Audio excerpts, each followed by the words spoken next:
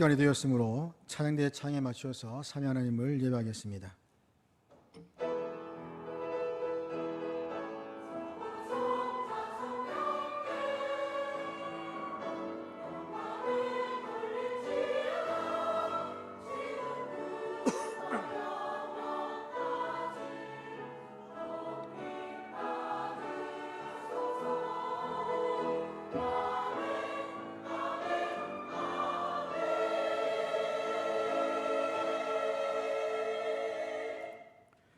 하나님은 영이시니 예배하는 자가 영과 진리로 예배할지니라.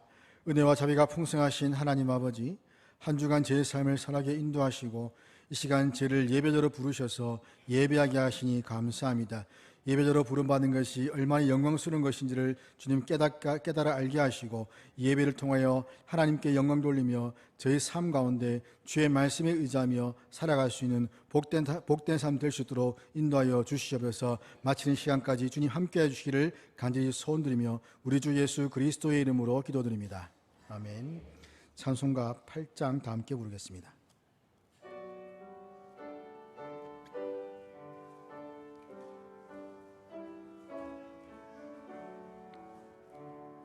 거룩 거룩 거룩 전능하신 주님, 이른 아침 우리 주를 찬송합니다. 거룩 거룩 거룩 자비하신 주님, 성삼위일체 우리 주로다. 거룩 거룩 거룩 주의 보좌 앞에 모든 성도 면류관을 벗어드리네. 전군 전사 모두 주께 굴복하니 영원히 위에 계신 주로다. 거룩 거룩 거룩 주의 빛난 영광, 모든 죄인 눈 어두워 볼 수 없도다. 거룩하신 이가 주님밖에 없네. 온전히 전능하신 주로다. 거룩 거룩 거룩 전능하신 주님, 천지 만물 모두 주를 찬송합니다. 거룩 거룩 거룩 전능하신 주님, 성삼위일체 우리 주로다.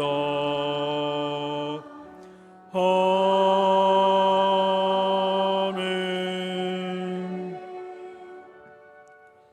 다 함께 사도신경으로 우리 신앙을 고백하겠습니다. 나는 전능하신 아버지 하나님, 천지의 창조주를 믿습니다. 나는 그의 유일하신 아들 우리 주 예수 그리스도를 믿습니다.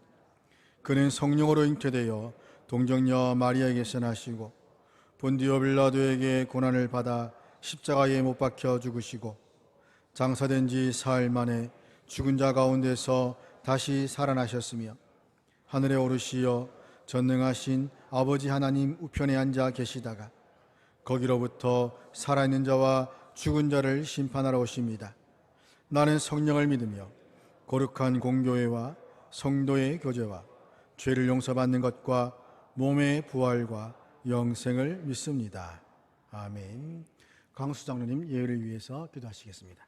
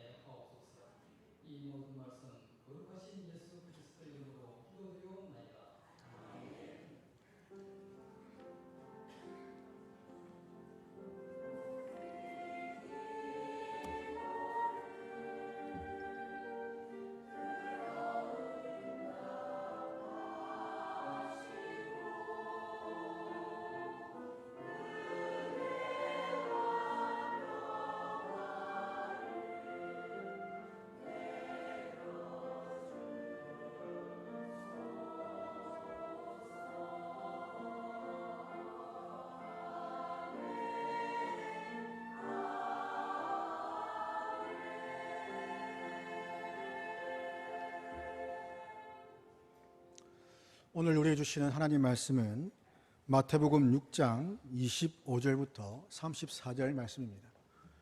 마태복음 6장 25절부터 34절까지 말씀 신약성경 제8면입니다. 봉독하겠습니다.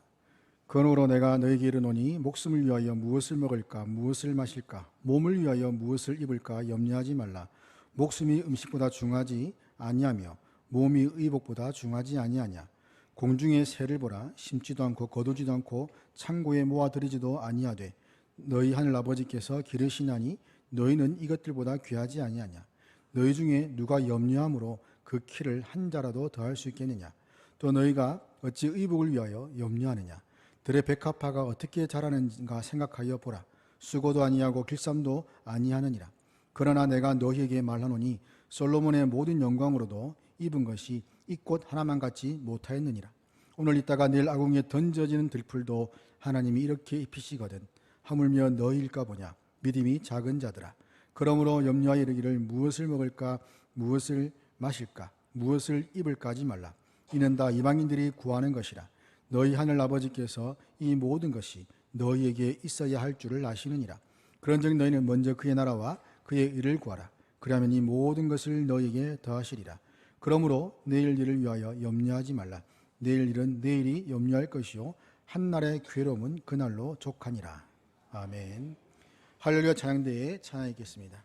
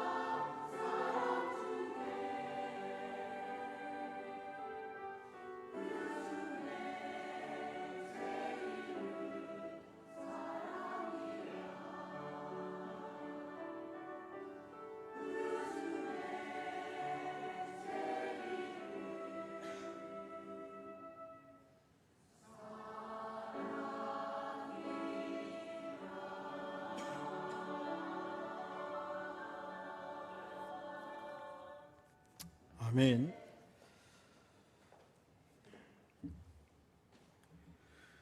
요즘 어렵고 힘든 이 시기에 많은 젊은이들이 또 집을 사기 위해서 많은 노력들을 하고 있습니다. 여기에서 영끌이라는 새로운 신조가 생겼습니다. 집을 사기 위해서 영혼까지 끌어모은다는 말인데, 삶의 안정을 위해서 무리를 해서라도 이렇게 집을 사는 것을 말합니다. 취업이 잘 되지 않고 또 경제적인 어려움이 이런 만연한 이 시대, 또 경제적인 어려움을 겪으면서 장래에 대한 희망도 점점 희미해져가고 있는 이런 시대를 살아가고 있습니다. 이런 염려와 걱정에 둘러싸여 있는 상황에서 우리 그리스도인들은 어떤 모습으로 살아가야 되는지를 본문이 주는 교훈으로 한번 살펴보고자 합니다. 먼저는 염려는 불신앙의 씨앗임을 기억해야 됩니다. 25절 보면, 그러므로 내가 너에게 이르노니 목숨을 위하여 무엇을 먹을까, 또 무엇을 마실까, 몸을 위하여 무엇을 입을까 염려하지 말라. 목숨이 음식보다 중하지 아니하며 몸이 의복보다 중하지 아니하냐라고 말씀합니다.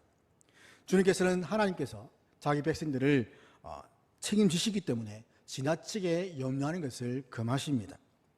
본문에서 염려하지 말라는 이 동사가, 이 말이 4번 정도 반복이 되는데, 우리가 삶의 문제로 염려해서는 안 될 것을 강조하시는 겁니다. 이는 우리가 전혀 염려해서는 안 된다는 그런 말이 아닙니다. 사람은 누구나 다 염려하고 걱정하고 근심 가운데 살아갑니다.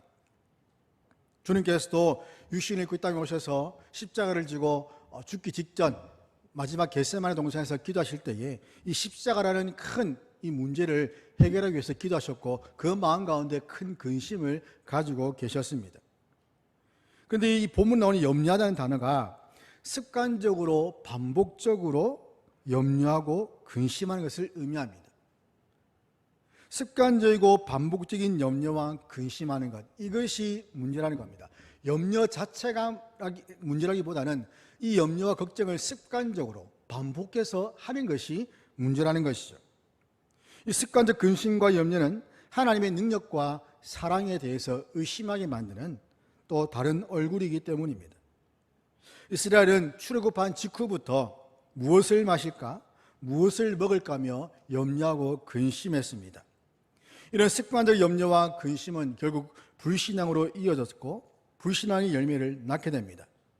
이들이 이렇게 했던 것은 비록 그들이 노예로 살았었지만, 애굽에서의 그 삶은 노예의 신분이었지만 그러나 안정된 삶, 먹을 것과 또 마실 것과 그 살 것이 보장되어 있는 그런 삶이었기 때문입니다. 그런 삶을 그리워했기 때문에 현재 자신들의 처해 있는 그 상황을 보고 무엇을 먹고 무엇을 마실까 하면서 근심하고 염려했던 겁니다.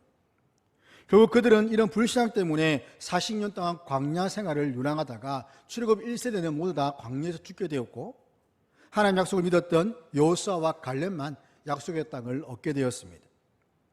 바울은 빌립보서 4장 6절에서 아무것도 염려하지 말고 다만 모든 일에 기도와 간구로 너희 구할 것을 감사함으로 하나님께 아뢰라고 합니다. 기도할 때에 염려하지 말라고 말씀합니다. 그냥 감사함으로 하나님께 아뢰라고 합니다. 베드로도 베드로전서 5장 7절에 너희 염려를 다 주께 맡기라. 이는 그가 너희를 돌보시라고 합니다. 나에게는 모든 염려를 다 주께 맡기라. 그 이유가 하나님이 너희를 돌보시기 때문에 너에게는 염려할 거리가 없다는 말입니다. 우리는 염려, 근심 이것을 습관적으로 하면 안 됩니다. 그러면 온전한 신앙생활을 할 수가 없습니다. 이렇게 반복적이고 습관적인 염려와 근심은 의심과 불신앙을 낳게 되고, 더 나아가서 죄와 세상의 죄와 그리고 불의와 타협하여서 자기 생활을 스스로 해결해 나가려고 하는 그런 자리까지 나가게 됩니다. 본문에 나오는 목숨과 몸은 인간에게 있어서 절대적이고 아주 중요하고 우선적인 것을 가리키는데, 반면에 음식과 의복은 이 목숨과 몸을 유지할 수 있도록 보조해주는 부차적인 요소에 불과합니다. 따라서 주님은 이 음식과 의복과 같은 그런 부차적인 것들을 염려하기보다는 가장 중요하고 절대적인 요소인 목숨과 몸에 대해서 염려하라는 겁니다. 목숨과 몸, 즉 궁극적인 해결책인 구원이 더 필요하다는 것을 말씀하시는 겁니다. 여러분들은 염려와 걱정이 되면 어디를 가십니까? 우리는 매일 아침마다 화장실에 갑니다. 물론 변비가 있으신 분들은 자주 가지는 못하겠지만 어쨌든 화장실에 가는 것은 우리의 삶의 한 부분이긴 한데, 절에서는 이 화장실을 해우소라고 부릅니다.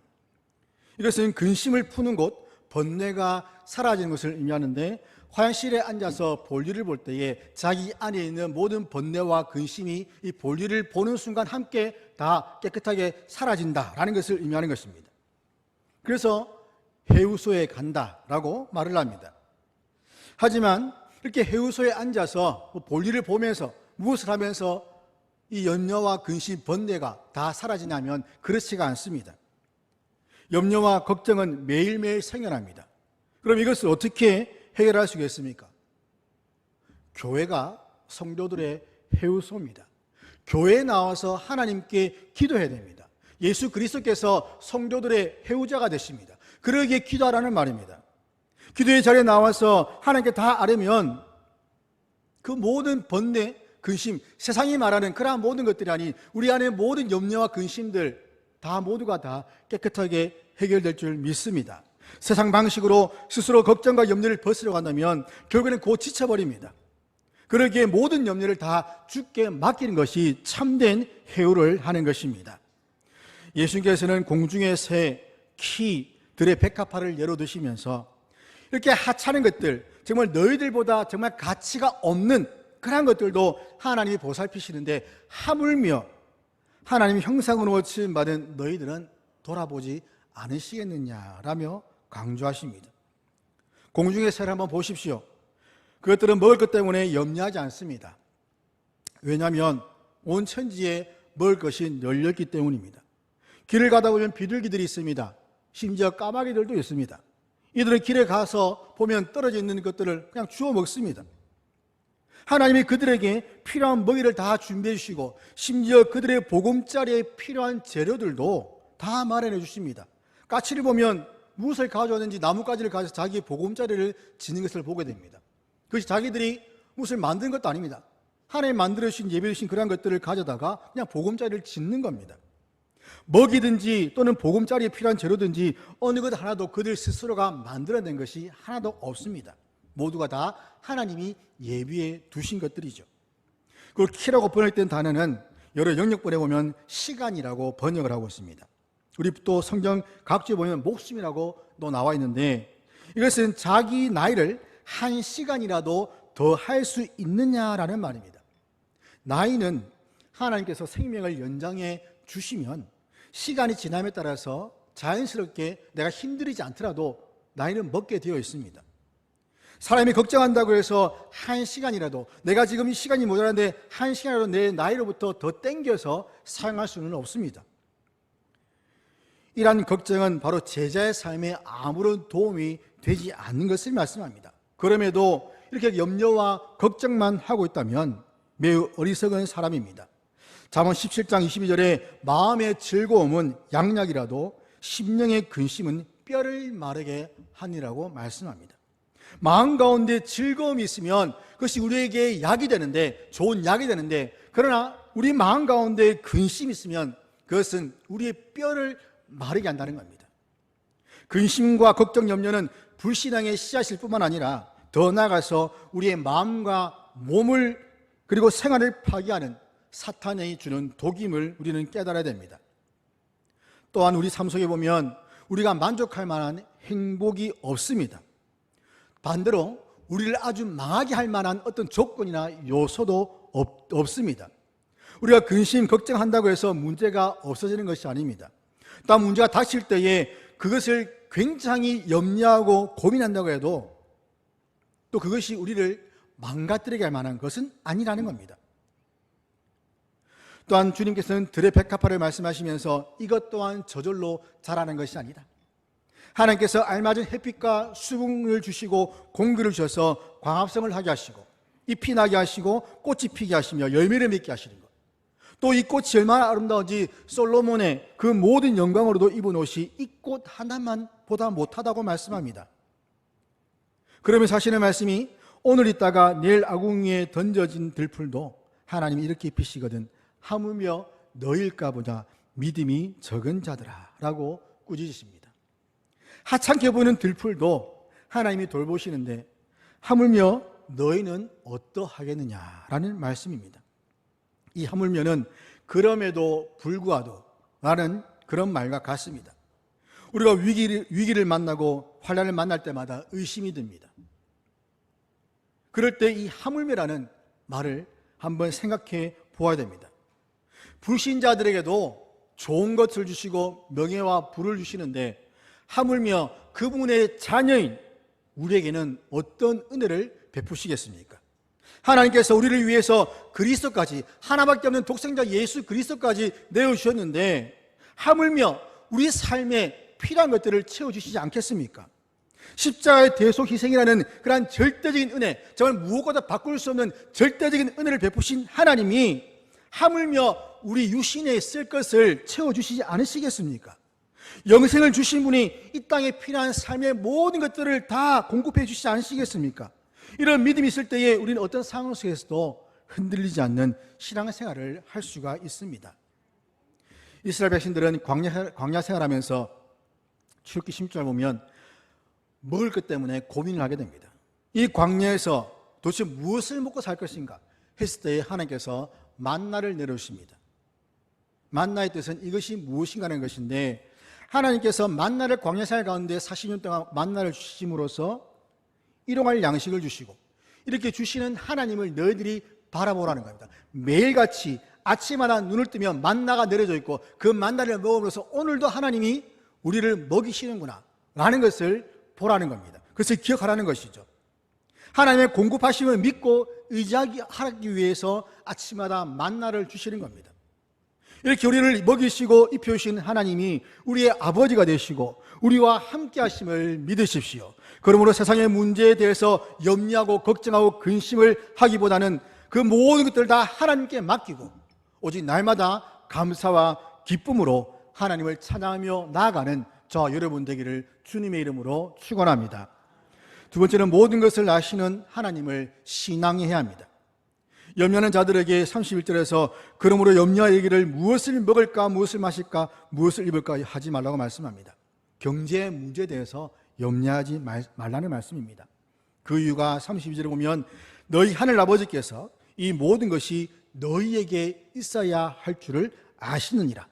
하나님은 우리가 구하기 전에 우리에게 있어야 될 것들을 미리 다 아시는 분입니다. 그래서 하나님이 공급해 주시는 은혜를 모르는 그런 불신자들의 그 근심을 본받지 말라는 말씀입니다. 사람은 이성을 가졌기 때문에 과거의 어떤 경험을 바탕으로 해서 현재 상황과 조합을 해서 분석을 해서 미래에 어떤 일이 일어날 것인지를 어느 정도 예측할 수가 있습니다. 그래서 미래학자들은 이렇게 과거, 현재에 일어난 일들을 분석하고 통계를 내서 앞으로 미래에 어떻게 이 사회가 또 이 세계가 발전해 나갈 것이라는 것을 예측하기도 하는데 현재의 상황을 미래의 결과에 적용시켜서 소망을 갖기도 하고 때로는 근심을 하고 염려를 하기도 합니다. 그러나 우리는 이런 불신자들과 달리 근심과 염려에서 탈피해야 됩니다. 사람의 삶에 있어서 가장 기본적인 의식주의 문제는 주님이 책임지시기 때문입니다. 아이들이 근심이 없는 이유가 무엇입니까? 부모가 자기의 모든 필요를 채워줄 것을 그냥 믿기 때문입니다. 엄마에게 아빠에게 말하면 다 해주기 때문에 아이들은 크게 근심하지 않습니다. 그런데 만약 유치원에 다니는 아이가 유치원에 가지 않고 방에 앉아서 내가 무엇을 먹을까? 내가 무엇을 입을까? 하며 걱정하고 앉았다면 어떻게 되겠습니까? 우리 집에 있는 막내가 유치원 다니는데 엄마, 오늘은 무엇을 먹어야 될까요? 오늘은 무엇을 입어야 될까요? 오늘 하루 어떻게 살아가야 될까요? 라고 한탄하면서 말한다면 부모가 그 아이를 어떻게 바라보겠습니까?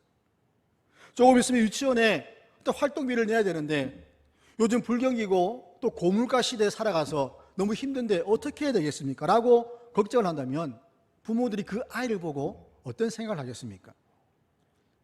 좋게 보면 아이가 조숙해서 라고 볼 수 있겠지만 또 부정적으로 보면 아이의 정신이 조금 이상하다라고 생각하지 않겠습니까? 그런데 문제는 교회 안에도 이런 아이와 같이 그냥 앉아서 염려하는 성도도 있다는 겁니다. 하나님 아버지께서 우리가 무엇이 필요한지를 다 아신다는 것을 알면서도 그냥 앉으면 돈 걱정하고 서면 내일 우리가 갚을 빚이 얼마인지를 걱정을 하게 되고, 심지어 기도는 하지 않고 걱정만 하고 있다면 어떻게 되겠습니까? 하나님 우리에게 염려를 주시는 것은 다른 이유가 아닐 겁니다. 기도하라는 하나님의 신호입니다. 하나님 왜 염려를 주십니까? 왜 계속해서 문제를 우리에게 주십니까? 하나님께 나와서 기도하라는 겁니다. 기도하고 간구해서 정말 하나님의 살아계심을 너희들이 직접 경험하라는 겁니다. 예배 드리러 와서도 생활 염려에 빠져가지고 벗어나지 못하고 그냥 계속해서 그것에 사로잡혀서 예배에 집중하지 못한다면 그것은 심각한 문제입니다. 이런 행동들은 결국 하나님을 전적으로 믿지 못하는 데서 나오는 행동입니다. 입으로는 하나님 믿습니다, 하나님께 모든 것을 맡깁니다 하면서 정작 생활 속에서는 맡기지 못하고 믿지 못하는 그런 불신앙의 모습들을 보인다는 겁니다. 그것을 어떤 교수님은 실천적 무신론이라고 말을 합니다. 하나님을 아는데, 하나님을 믿는다고 말을 하는데 그것이 머리로만 믿어질 뿐 내 삶 가운데, 내 마음 가운데 전혀 믿어지지 않기 때문에 삶 가운데서 나타나는 현상들은 믿지 않는 자들과 심지어 하나님 신이 없다고 말하는 그런 무신론자들과 다를 바 없는 그런 삶을 산다는 겁니다.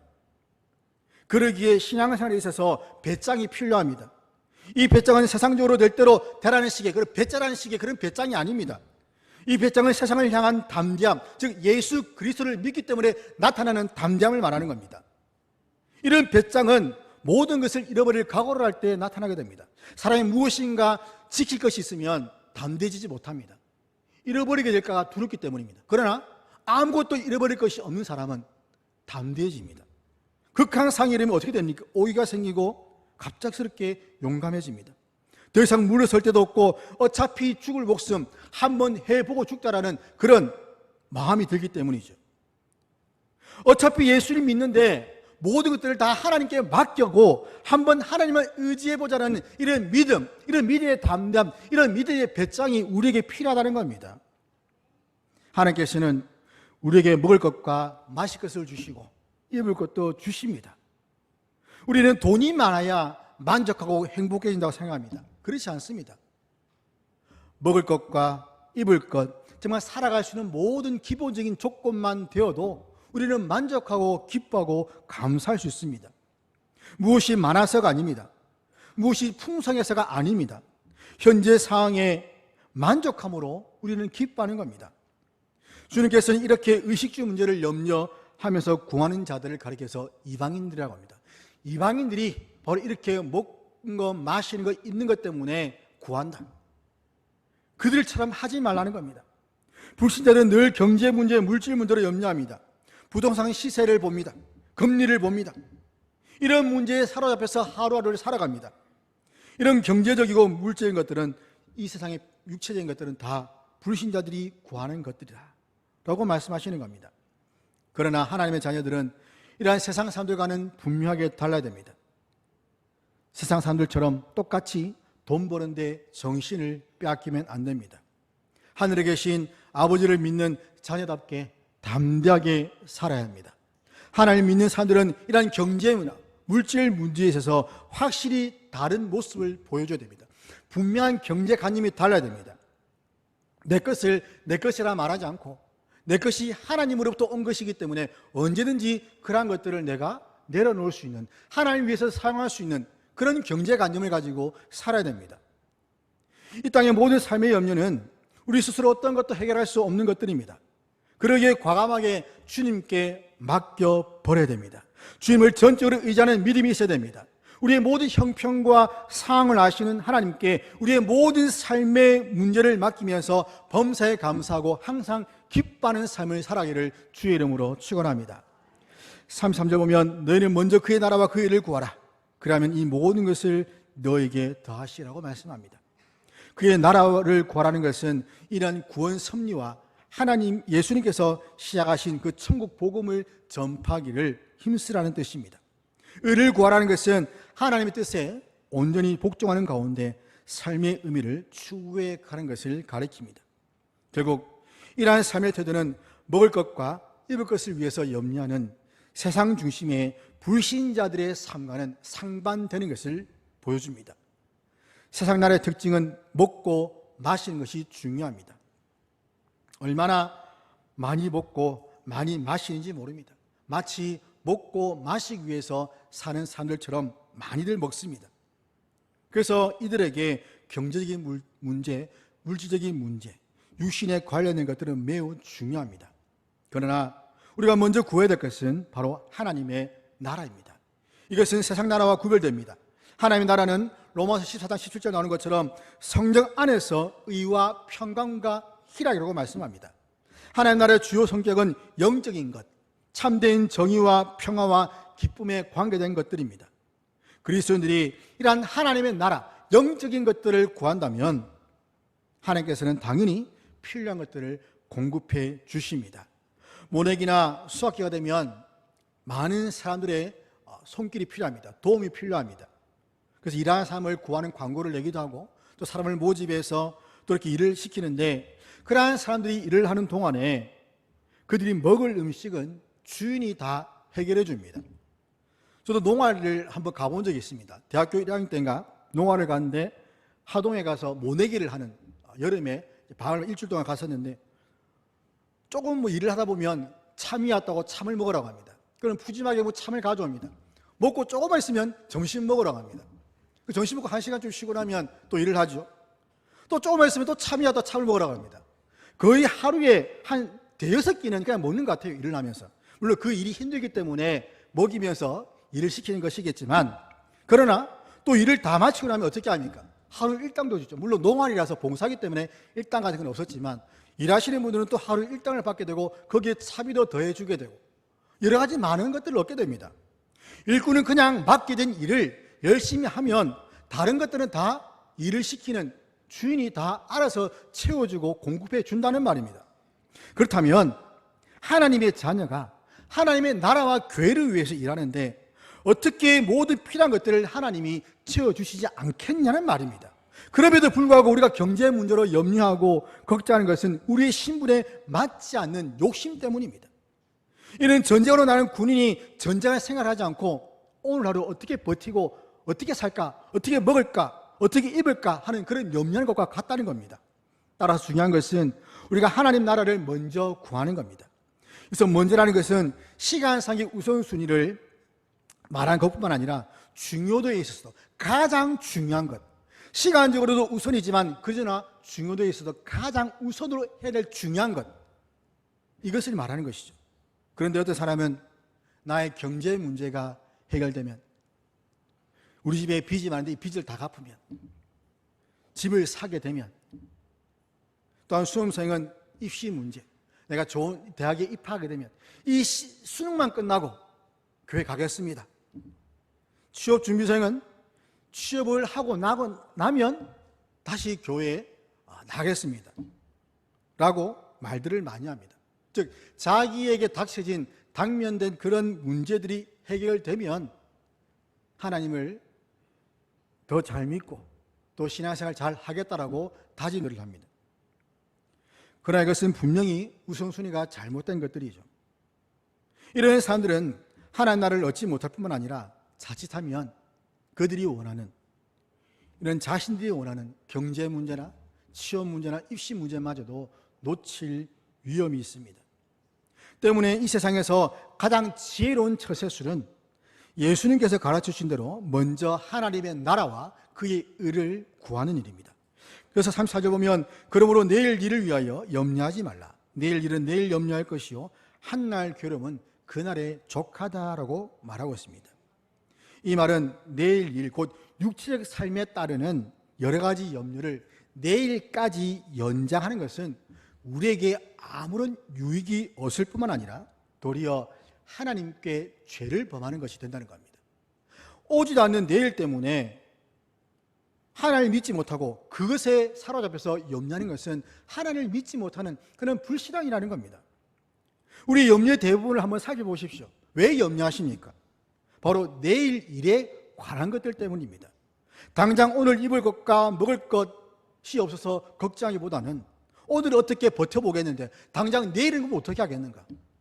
오늘 어떻게 해결해 보겠는데 당 내일은 어떻게 하겠는가? 라는 내일 일 때문에 걱정한다는 겁니다.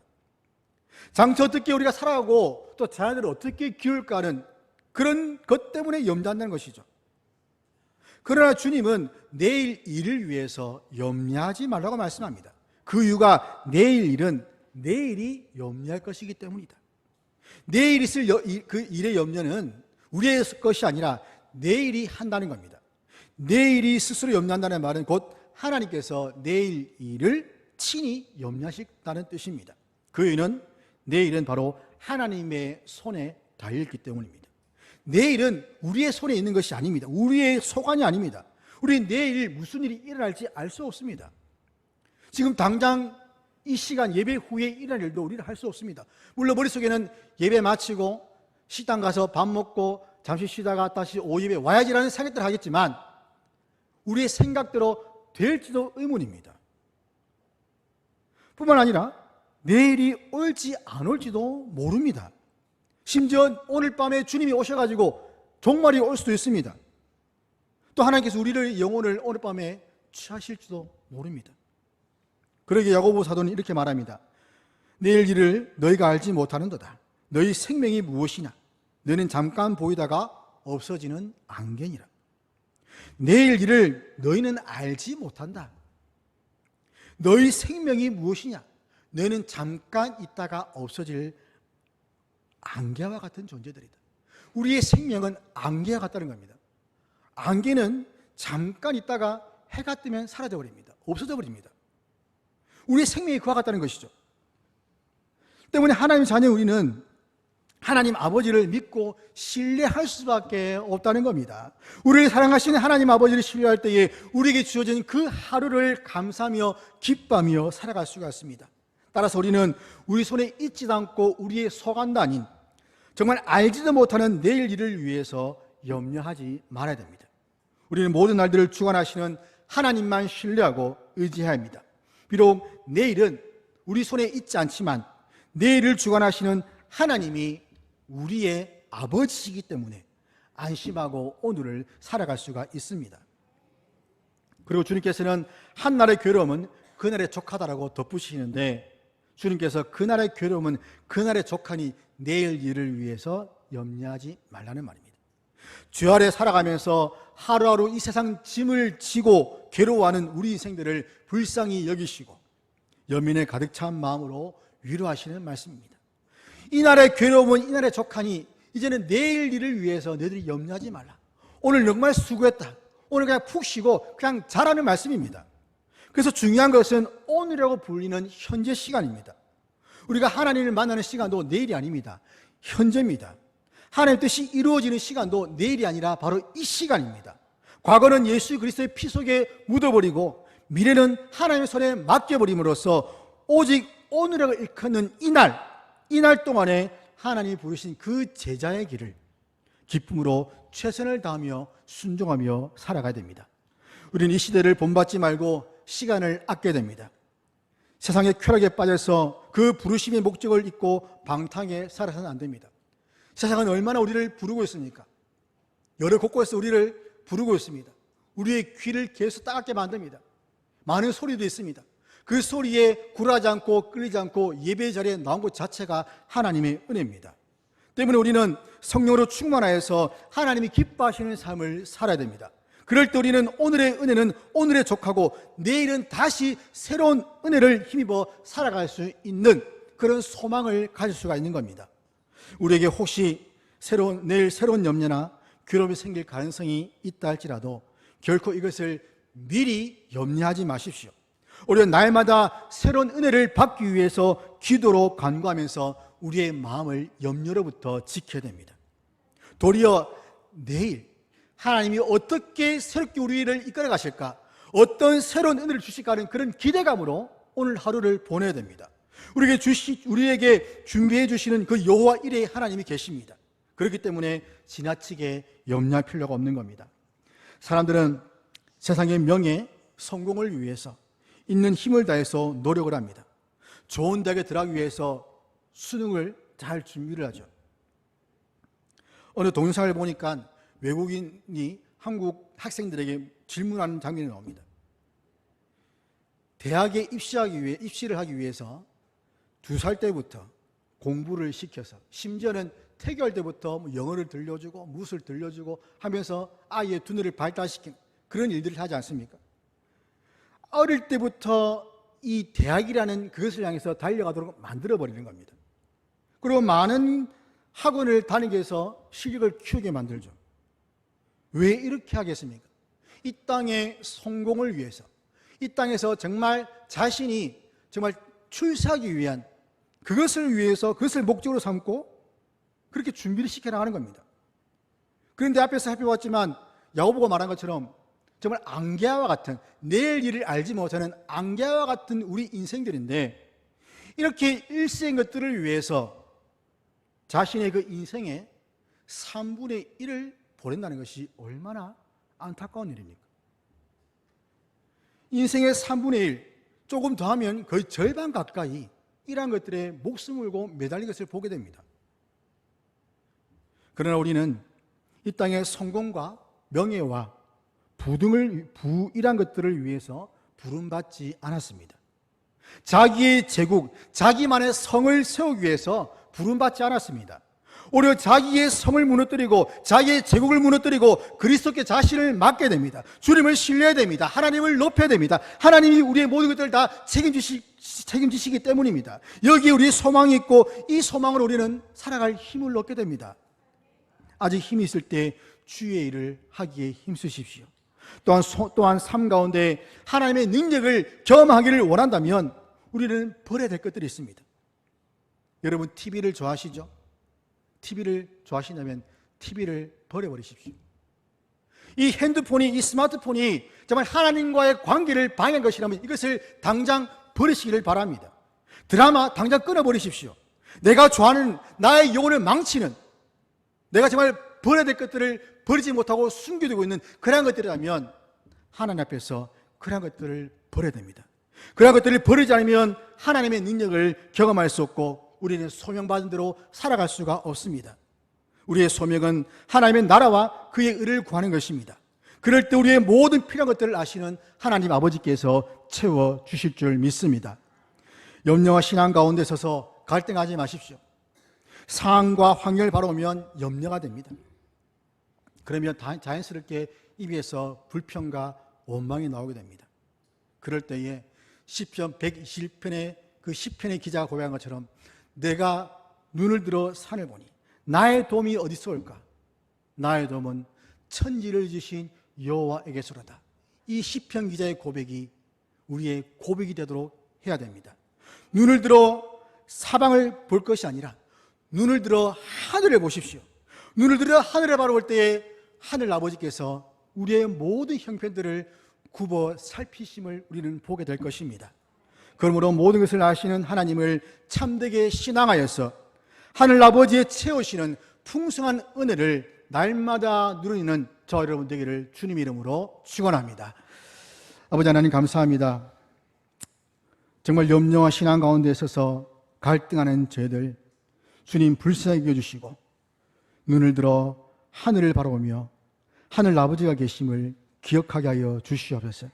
그 아버지가 전능하신 천지를 지신 하나님이심을 기억하면서 정말 저희들이 힘들고 어려울 때마다 염려가 생길 때마다 주 앞에 나와 저의 모든 면들을 주 앞에 맡겨버릴 수 있는 믿음을 주시옵소서. 감사드리며 우리 주 예수 그리스도 이름으로 기도드립니다. 아멘. 찬송가 406장입니다.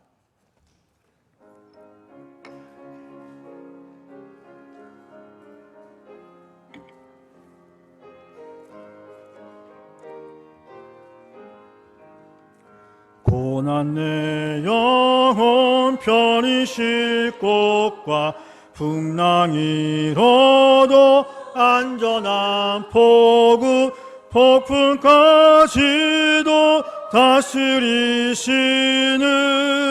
주의 영원한 팔 의지에 주의 영원하신 팔 함께하사 항상 나를 붙드시니 어느 곳에 가든지 요동하지 않음은 주의 팔을 의지함이라.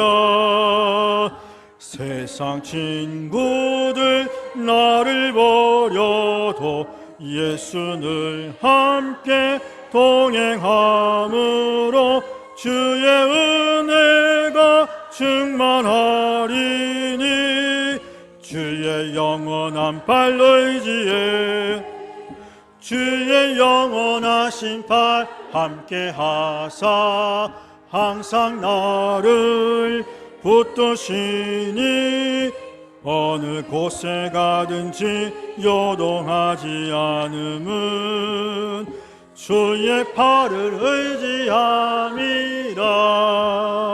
나의 믿음이 연약해져도 미리 예비한 힘을 주시며 위태할 때도 안보하시는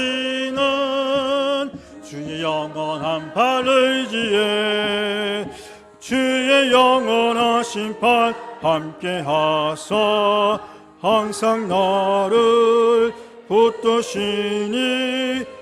어느 곳에 가든지 요동하지 않음은 주의 팔을 의지함이라. 능치 못한 것 주께 얻으니 나의 일생을 주께 맡기면 나의 모든 짐 대신 지시는 주의 영원한 팔 의지에 주의 영원하신 팔 함께 하사 항상 나를 붙드시니. 어느 곳에 가든지 요동하지 않음은 주의 팔을 의지함이라. 아멘. 교회 소식 전하겠습니다. 오늘 오후 예배 후에 담임목사 청빙을 위한 공동의회가 있습니다. 많이 참여하시고 이 시간 이채호 목사님 인사 동영상을 잠깐 시청하도록 하겠습니다.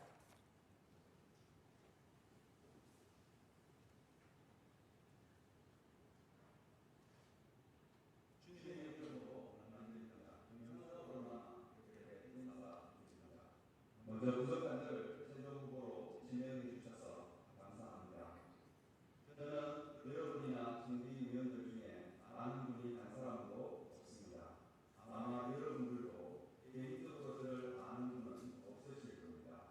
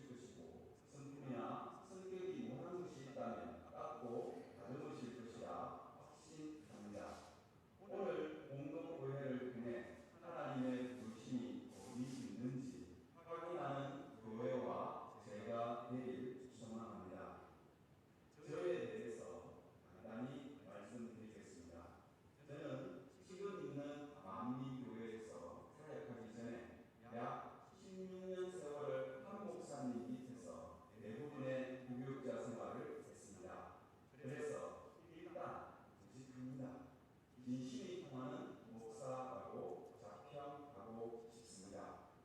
대구 불복교회에서 10년, 불복교회 담임 목사님이 옮겨 가신 서울시민교회에서 6년, 또한 16년을 한 목사님 밑에서 다양한 사역을 경험했습니다.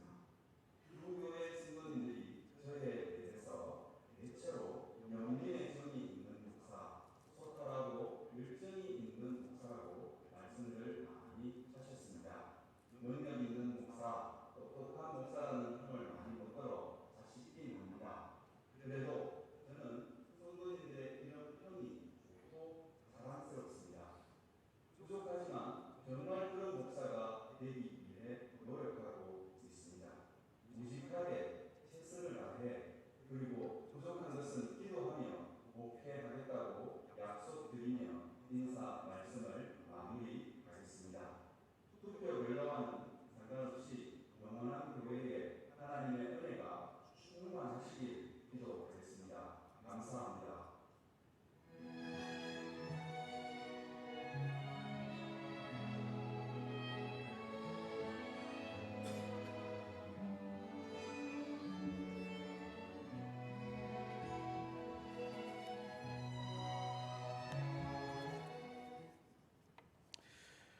이를 위해서 또 오후 예배는 박승배 목사님께서 설교를 해주시겠습니다. 오늘부터 교회 카페 구간 1층에 카페가 오픈이 됩니다. 오전 10시 40분부터 2시까지 시간이 열려 있는데 많은 관심과 이용을 부탁을 드리겠습니다. 오늘 떡 섬김은 윤왕근 장로님, 백미란 권사님 가정에서 떡으로 섬기게 됩니다. 감사를 드립니다.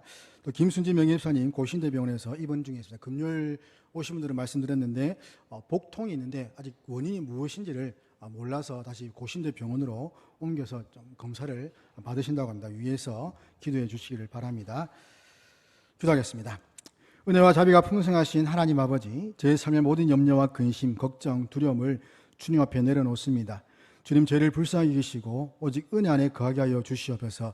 세상 일에 빠져서 하나님을 뒷전으로 미루는 어리석은 자가 되지 않게 하여 주시고 하나님을 경외함으로 지혜로운 자가 되게 하셔서 무엇을 먼저 구하고 찾아야 할지를 분별할 수 있게 하여 주시옵소서.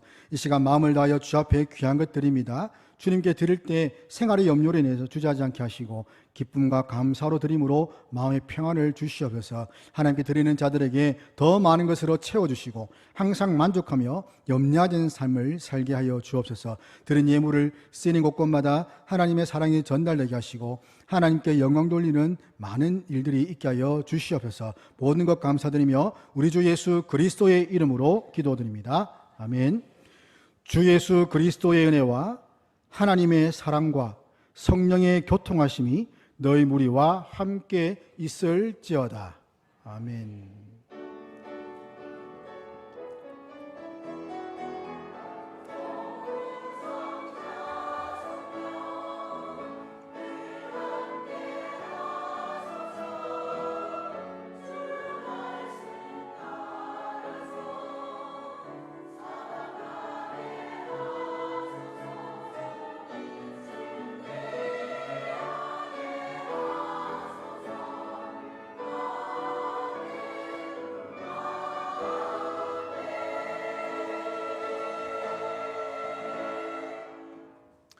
저기 계신 분들에게 인사하시면서 하나님께서 당신을 통해 함께 찬양하고 예배를 마치겠습니다.